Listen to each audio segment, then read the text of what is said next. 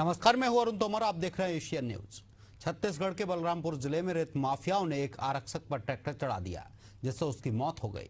ग्राम Libra में कन्हर नदी से अवैध रेत खनन किया जा रहा था। रविवार रात पुलिस टीम कार्रवाई के लिए पहुंची थी, तभी चालक ट्रैक्टर लेकर भागने लगे। इस दौरान सनावल थाने के आरक्षक ने गाड़ी को रोकने की कोशिश की। ट्रैक्टर चालक ने गाड़ी नहीं रोकी और आरक्षक को कुचलते हुए आगे बढ़ गया। हादसे में आरक्षक के सीने में अंदरूनी चोटें आई थी।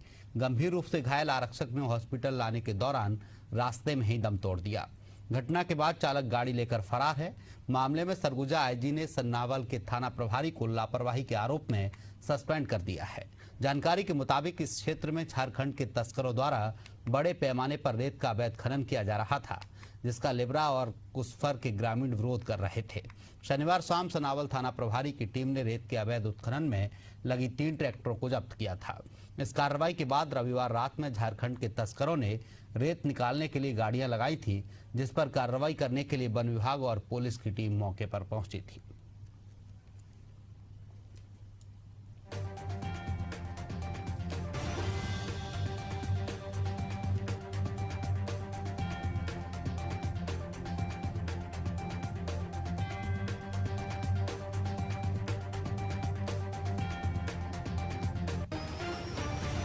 थाना प्रभारी को आईजी ने सस्पेंड किया है। रेत माफिया ने कांस्टेबल को ट्रैक्टर से रौंदा था, इस दौरान उसकी मौत हो गई।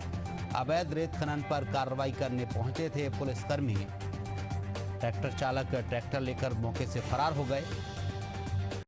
लापरवाही बरतने पर आईजी ने थाना प्रभारी को सस्पेंड कर दिया। अवैध रेत खनन पर कार्रवाई करने पहुंचे थे पुलिसकर्मी। इस दौरान रेत माफियाओं ने आरक्षक पर ट्रैक्टर चढ़ा दिया, जिससे इलाज के दौरान उसकी मौत हो गई।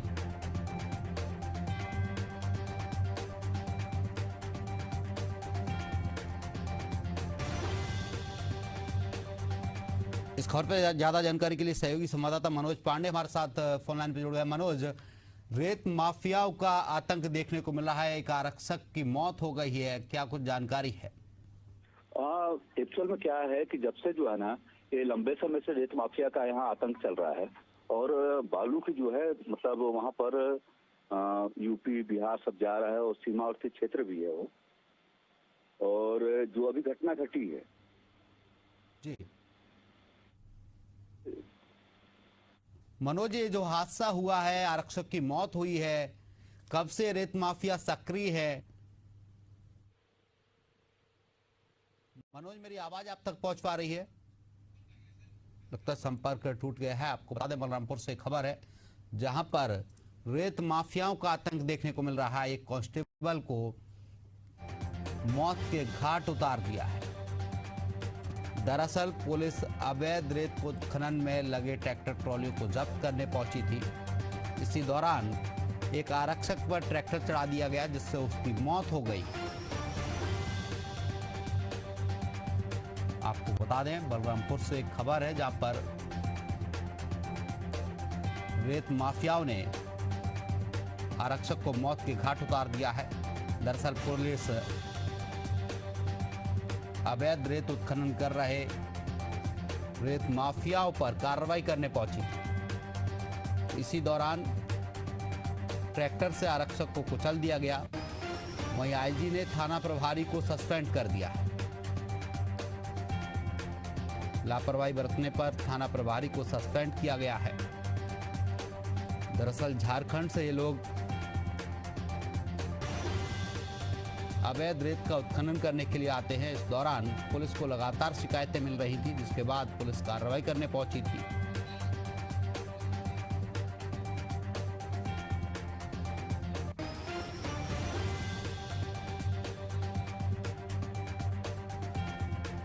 इस पर ज्यादा चर्चा के लिए हमारे साथ टीएस सिंहदेव जी हैं, पूर्व डिप्टी सीएम है छत्तीसगढ़ सरकार के।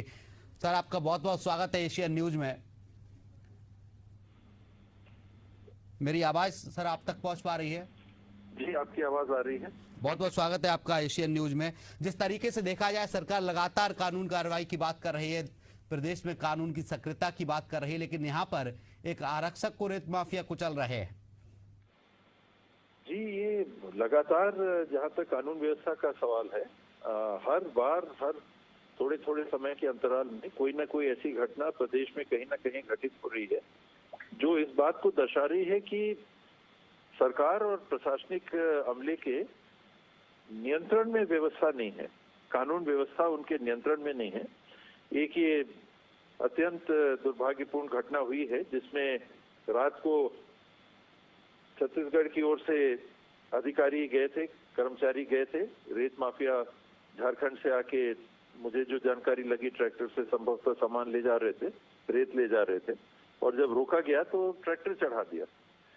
ये देखिए, ये तो एक घटना है, नाकामी ये है और सरकार की और स्थानीय प्रशासन की कि वहाँ लगातार उत्खनन, अवैध उत्खनन बालू का चलते चला आ रहा है। तो आपने उसको नहीं रोका और उसका परिणाम ये हुआ कि वहाँ इस प्रकार की दुर्घटना हुई है।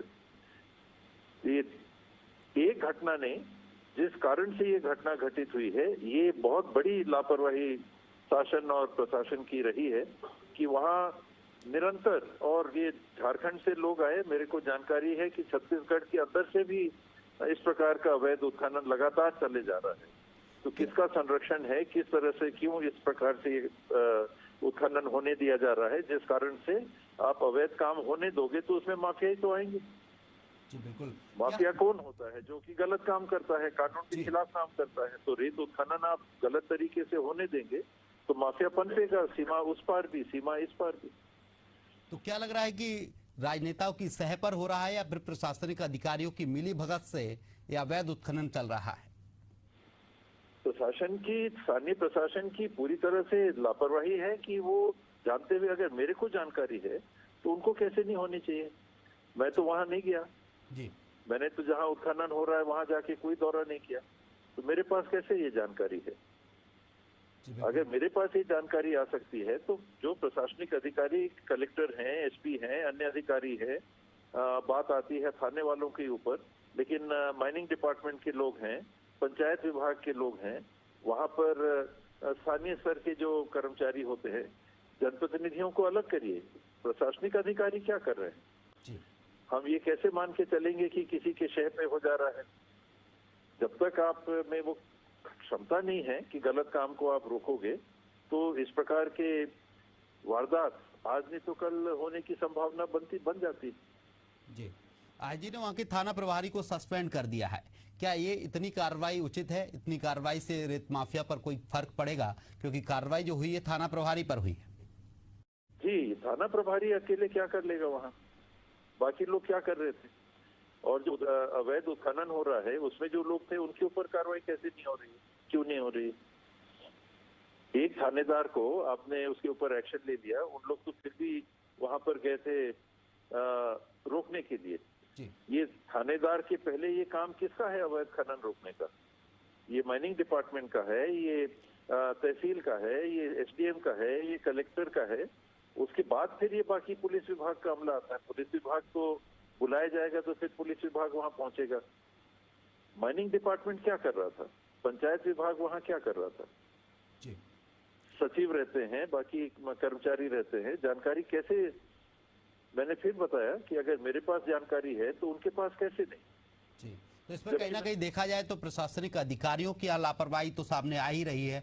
जिस तरीके से एसडीएम या कलेक्टर या एसपी कहें, अगर मामले को गंभीरता से लेते तो इस तरीके का हादसा नहीं होता, एक आरक्षक को अपनी जान नहीं गंवानी पड़ती। निश्चित रूप से अगर ये गलत काम को आप होने देंगे तभी तो माफिया पनपता है और फिर उनकी ये दादागिरियां सामने आती हैं। फिर वो बल का प्रयोग करते हैं पैसे कमाने के लिए। पैसे कमाने का गलत तरीके से आप मौका अगर दोगे अभी तो माफिया प्रवेश करता है, चाहे वो जमीन हो, चाहे बालू हो, चाहे शराब हो, चाहे कोई भी अवैध काम हो। यही तो काम प्रशासन का है। जी सर, बिल्कुल। हमारे साथ राजीव चक्रवर्ती जी, बीजेपी प्रवक्ता, जुड़ गए। आप सर हमारे साथ बने रहिए। राजीव जी, जिस तरीके से आपकी सरकार है, कानूनी कार्रवाई की बात की जाती है, लेकिन एक आरक्षक को रेत माफिया सरेराह कुचल दे रहे हैं, उसकी हत्या कर रहे हैं। देखिए, इससे सबसे पहले तो मैं महाराज साहब को प्रणाम करता हूं और ये विश्वास दिलाता हूं कि ये जो घटनाक्रम हुआ इसकी जांच की आदेश दे दिए गए हैं और न केवल जांच के आदेश दिए गए, जो दोषी है उसमें ऊपर भी बहुत बड़ी कार्रवाई की गई है और उस कार्रवाई के तहत एसपी को भी उसमें वो किया गया है कि उनके ऊपर भी जवाबदेही तय की गई है। और छत्तीसगढ़ में इस प्रकार का बिल्कुल माहौल नहीं है कि रेत माफिया, खनन माफिया और शराब माफिया अपनी समानांतर सरकार चलाएं। लेकिन चूंकि ये दुर्भाग्यपूर्ण घटना हुई है, तो इसके खिलाफ एक बड़ा एक्शन लिया जाएगा और एक संदेश दिया जाएगा कि ये छत्तीसगढ़ प्रदेश है, यहाँ माफिया और बाहुबली बर्दाश्त नहीं किए जाएंगे। और विपक्ष के बड़े नेता होने के नाते मैं बाबा साहब को भी ये विश्वास दिलाता हूँ और आपके लोकप्रिय चैनल के माध्यम से भी ये विश्वास दिलाता हूँ कि इस प्रकार की घटनाओं का बिल्कुल बर्दाश्त नहीं किया जाएगा और भयादोहन उनके ऊपर किया जाएगा जो इस प्रकार का बाहुबली का काम करते हैं। यहाँ पर इस प्रकार के कृत्य को स्वीकार नहीं किया जाएगा और बड़ी कार्रवाई करके उन्हें संदेश दिया जाएगा। जी बिल्कुल। टी.एस. सिंहदेव जी हमारे साथ डिप्टी सीएम है। सिंहदेव जी, जिस तरीके से बीजेपी प्रवक्ता कह रहे हैं कि बाहुबलियों को, माफिया को बर्दाश्त नहीं करेंगे हम, क्या लग रहा है कि कार्रवाई हो पाएगी? जी, भाजपा के प्रवक्ता साथी का, भाई का स्वागत भी है और उनके वक्तव्य का भी मैं स्वागत करता हूं कि निसंदेह इसमें हमको हर संभव प्रयास करना चाहिए। शासन तो ठीक है, कभी किसी दल की होती है, कभी किसी दल की होती है, लेकिन गलत काम पैसे कमाने हैं तो जायज तरीके हैं। गलत तरीकों से अगर पैसे कमाने की हम किसी प्रकार से छूट सी दे देंगे तो फिर ये माफिया टाइप के लोग जो हौसला हो जाता है कि वर्दी में लोगों के ऊपर भी ट्रैक्टर चढ़ा देते हैं, ऐसी स्थिति आती है। ये प्रवक्ता साथी हैं, इन्होंने जिस बात को कहा है तो ये सकारात्मक है, पूरी तरह से सकारात्मक है और मुझे विश्वास है कि जब वो कह रहे हैं सार्वजनिक तौर पे तो सरकार अवश्य कदम उठाएगी और कहीं ऐसा नहीं होना चाहिए प्रदेश में। इससे पहले आपकी सरकार रही थी, उस वक्त भी इस तरीके के हालात आपके सामने आए होंगे, आपको देखने को मिले होंगे, तो उस वक्त किस तरीके से आप कार्रवाई करवाते थे? कहीं होती थी, कहीं नहीं होती थी। मैं ये कहने में संकोच नहीं करूंगा कि पहले भी ऐसी बात सुनने में नहीं आती थी, लेकिन इसको रोकना होगा। मैंने इसीलिए कहा कि सरकार किसी की भी हो, आज प्रजातंत्र है, कभी किसी को मतदाता अवसर देते हैं, कभी किसी को अवसर देते हैं, कि जिनको अवसर मिले उनको ये सुनिश्चित करना चाहिए कि प्रशासन सजगता से काम करे। जवाबदेही जनप्रतिनिधियों की मेरी नजर में बाद में आती है। ये सबसे पहली प्रथम जवाबदारी शासकीय कर्मचारियों और अधिकारियों की होती है। आखिर पब्लिक के पैसे से उनको तनख्वाह मिलता है, व्यवस्था बनाने के लिए संविधान ने उनको अधिकार दिए हैं और जैसे जनप्रतिनिधि हैं वैसे अधिकारी हैं, संविधान से अधिकार प्राप्त होते हैं। ये सारी बातें जो जनप्रतिनिधियों के ऊपर पहले आती है, मैं जवाबदेही से पीछे हटने की बात कतई नहीं कर रहा, लेकिन ये प्रथमतः जवाबदारी प्रशासनिक अधिकारियों की होती है। इस प्रकार की चीज को वो कतई न होने दें। जिस तरीके से देखा जाए, कहीं ना कहीं प्रदेश के मुखिया की भी जवाबदेही होती है कि प्रदेश का मुखिया कितना सख्त है, उसी के हिसाब से, उसी की तरीके से प्रशासनिक अधिकारी भी सख्ती दिखाते हैं। नहीं, देखिए ये तो किसी बात से तो सहमत नहीं हूँ। जो मौके पे अधिकारी कर्मचारी है, प्रदेश के मुखिया हैं, वो पूरे छत्तीसगढ़ के एक जहाँ पर बालू मिलते हैं नदी नालों में, वहां जाके देख सकते हैं। क्या असंभव है? हो ही नहीं सकता। ये हम नीचे तक अमला क्यों करते हैं, क्यों रखते हैं? माइनिंग डिपार्टमेंट के कर्मचारी और अधिकारी नीचे लेवल तक, ब्लॉक लेवल तक, छोटे स्तर तक क्यों तैनात किए जाते हैं? बाकी ये क्यों तैनात किए जाते हैं? ये बात आती है और एक दूसरे जनप्रतिनिधियों के ऊपर डालना, ये भी मैं उस बात से कभी सहमत नहीं रहा। प्रथम जवाबदारी ये अधिकारियों की और कर्मचारियों की बनती है और फिर जनप्रतिनिधि भी व्यवस्था की देखरेख की जवाबदारी क्योंकि उनकी होती है, वो पीछे नहीं हो सकते, लेकिन प्रथम जवाबदारी ये अधिकारियों की होती है। बिल्कुल। राजीव चक्रवर्ती जी से सवाल लेते हैं। राजीव चक्रवर्ती जी, एक थाना प्रभारी को आईजी ने सस्पेंड किया है, क्या इतनी कार्रवाई पर्याप्त है कि एक थाना प्रभारी को सस्पेंड कर दिया जाए? क्योंकि एक आरक्षक ने अपनी जान गंवाई है, शहीद हुआ है रेत माफियाओं से लड़ते हुए। देखिए, बाबा साहब जी ने जो व्यवस्था को उल्लेख किया, बहुत शानदार और सही जवाब दिया उन्होंने कि व्यवस्था अलग अलग होती है, सिपाही से लेकर inspector, mining officer, deputy commissioner, जो पूरा प्रोटोकॉल होता है उनकी पहली जिम्मेदारी तय होती है और जनप्रतिनिधियों की भी रहती है, सरकार की भी रहती है। तो अगर ये इस प्रकार से घटना हुआ है, उसकी सरकार ने जांच के आदेश दिए, टीआई को लाइन अटैच किया गया है, एसपी को भी संज्ञान में लाया गया है, तो निश्चित रूप से इसमें बड़ा मैसेज जो खनिज के विभाग के अधिकारी हैं या पुलिस के अधिकारी, उनके ऊपर भी गया है तो वो संदेश जरूर जाएगा कि इस प्रकार से कोई गुंडागर्दी सहन नहीं की जाएगी और लोग न बचाएंगे, उनकी नौकरी पर बात आएगी। तो एक कड़ा संदेश दिया गया है और उससे भी बड़ा संदेश देने की आवश्यकता है। और मैं बहुत स्वागत करता हूँ टीएस बाबा साहब का। तो उन्होंने स्पष्ट शब्दों में कहा कि प्रशासन के पहले अधिकारियों को हमें उसमें उनकी जवाबदेही तय करनी होगी, जिससे कड़ा संदेश जाए। तो ये बहुत ही स्वागत योग्य उन्होंने ये बात कही और ऐसे अनुभव का हमें लाभ लेना होगा। राजीव जी, झारखंड से लोग आकर छत्तीसगढ़ से अवैध उत्खनन कर ले जा रहे हैं, बालू ले जा रहे हैं, रेत ले जा रहे हैं। क्या प्रशासनिक अधिकारियों को इस बात की जानकारी नहीं थी? अगर जानकारी थी तो पहले से कार्रवाई इस तरीके की क्यों नहीं की गई कि रेत माफियाओं के हौसले इतने बुलंद हो गए कि वो वर्दीधारियों से नहीं डर रहे हैं?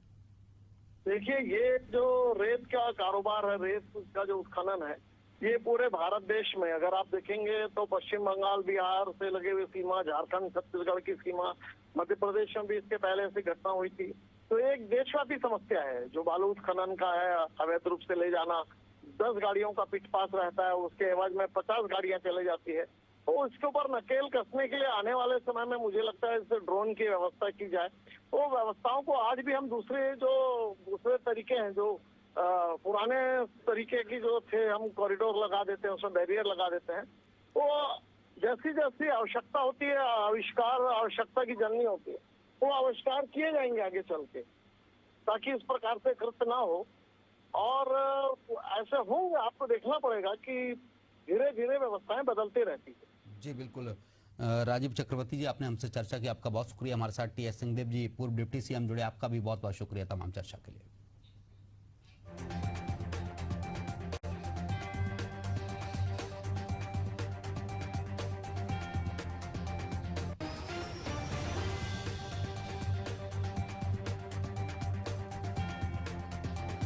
इस पर ज्यादा जानकारी के लिए हमारे साथ शर्वेंदु शेखर जी, हमारे सहयोगी आउटपुट हेड हैं, जुड़ गए हमारे साथ। जिस तरीके से देखा जाए शेखर जी, छत्तीसगढ़ में एक आरक्षक को रेत माफिया मौत के घाट उतार देते, बताया जा रहा है कि झारखंड से रेत माफिया आते थे। जी, सबसे पहले अरुण जी, इस बात को समझना होगा कि रेत उत्खनन का खेल वाकई सीमावर्ती इलाके की बात हम छोड़ दें तो पूरे प्रदेश में, चाहे कोई भी प्रदेश हो, माफियाओं के हौसले बुलंद रहते हैं। और मैं सुन रहा था जैसा कि ex deputy CM TS Singhdeo ने स्वीकार किया कि ये खेल बहुत बड़ा खेल है और लगातार चलता रहता है। प्रशासनिक अधिकारियों की मिली भगत ही इसके लिए सबसे बड़ी जिम्मेदारी देनी होगी कि प्रशासनिक अधिकारियों की मिली भगत होती है। अब जहां ये घटना हुई है, पहले उसका स्ट्रक्चर हम जानते हैं। ये लिबरा गांव है, झारखंड का बॉर्डर है, जहां से कन्हर नदी के पास गढ़वा जिले के का बॉर्डर है। ये गढ़वा वहां से शुरू होता है। अब सबसे बड़ी बात है कि जमाने से वहां रेत उत्खनन का खेल चल रहा है। रेत माफिया ने ये पहली बार कारनामा अंजाम नहीं दिया है और ऐसा भी नहीं कि ये ढकी छुपी बात थी। पीछे में कांग्रेस की सरकार थी, अभी भाजपा की। इसमें सत्ता सियासत वाली बात नहीं है, दोनों राजनेताओं ने बड़ी साफगोई से बात की। लेकिन सबसे बड़ा सवाल ये सामने उभर कर आता है कि बात साफगोई से तो की जा रही है, लेकिन आखिर इस पर नकेल कसने की कवायद कैसे की जा सकती है?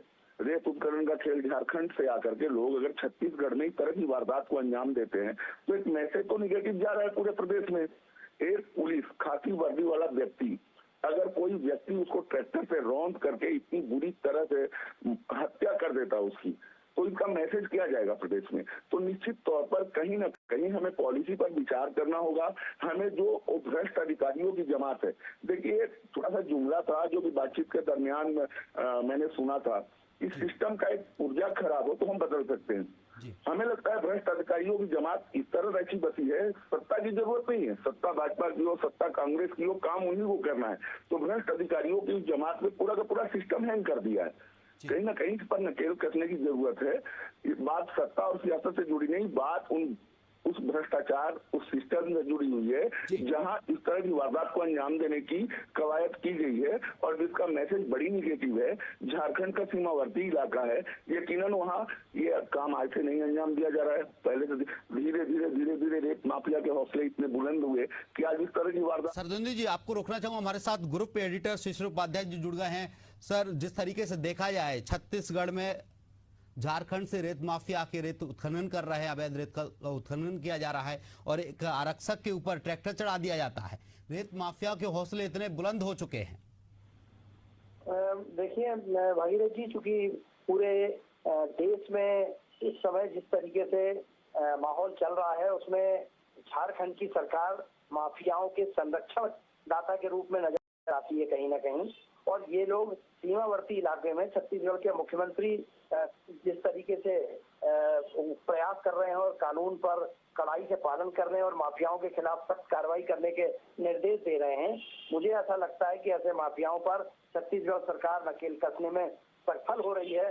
परंतु ये लोग अपराध करते हैं और झारखंड में जाके शरण ले लेते हैं, और शायद यही वजह है कि उसमें जैसा अभी हमारे पहले शिवेंदु शेखर जी ने कहा, वो ये छत्तीसगढ़ के जो कुछ नौकरशाह हैं जो मिले हुए नजर आते हैं कहीं ना कहीं, और अगर उन पर कंट्रोल हो जाएगा, वो कार्रवाई करने लगेंगे, जैसी मंशा प्रदेश के माननीय मुख्यमंत्री जी की है।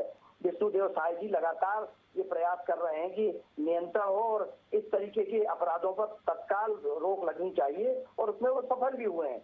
लेकिन अगर इनको पड़ोसी सरकार सीमावर्ती इलाकों से जो संरक्षण मिलता है, उस पर प्रदेश के हाथ पांव कहीं ना कहीं वो रुक जाते हैं, क्योंकि वो उस पर कार्रवाई करने में दूसरे प्रदेश में संरक्षण ले लेते हैं ये लोग। जो अभी जैसा बताया, जिस तरीके से उसकी ट्रैक्टर चढ़ाने की कोशिश की गई, ये इसके पूर्व में भी हुआ था, आपको याद होगा।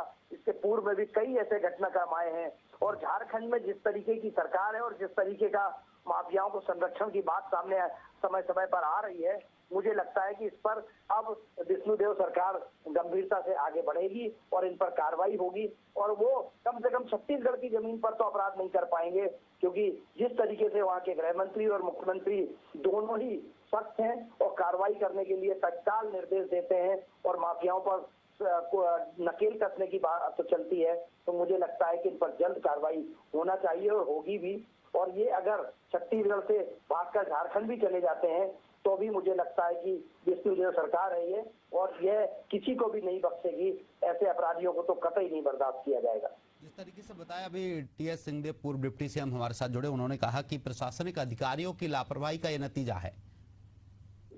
देखिए, अब वो कह रहे हैं, लेकिन वो अपनी, क्योंकि कांग्रेस की सरकार है झारखंड में, वो इसको एक्सेप्ट नहीं करेंगे कि अगर सीमावर्ती इलाके में झारखंड से माफिया आता है और अपराध करके चला जाता है, तो सीमावर्ती इलाकों में इसकी जिम्मेदारी उस प्रदेश के सरकार की भी बनती है, झारखंड सरकार की भी बनती है कि झारखंड सरकार उस पर कंट्रोल करे, क्योंकि ये रेत के खनन माफिया नदियां प्रदेश की सीमा पर हैं, और वो अगर नदियों से अवैध खनन होता है और उसमें अगर झारखंड सरकार से संरक्षण प्राप्त जिस तरीके के माफियाओं की जैसी चर्चाएं चल रही हैं, अगर ऐसा करते हैं, उसमें छत्तीसगढ़ की तो पुलिस विभाग ने रोकने की कोशिश की, अगर उन्होंने रोकने का प्रयास किया और वो ट्रैक्टर चढ़ाकर भाग गए हैं, तो मुझे लगता है कि इसको छत्तीसगढ़ सरकार बख्शेगी नहीं और उस पर सख्त से सख्त कार्रवाई की जाएगी, क्योंकि यह अपराधियों पर नियंत्रण करने वाली सरकार है, और यह सरकार हमेशा ये प्रयास करती है कि माफियाओं को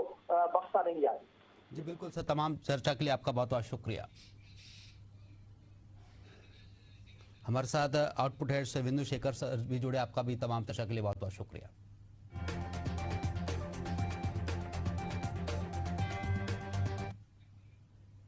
फिलहाल इस बुलेटिन में इतना ही। आप देखते रहिए एशिया न्यूज। नमस्कार।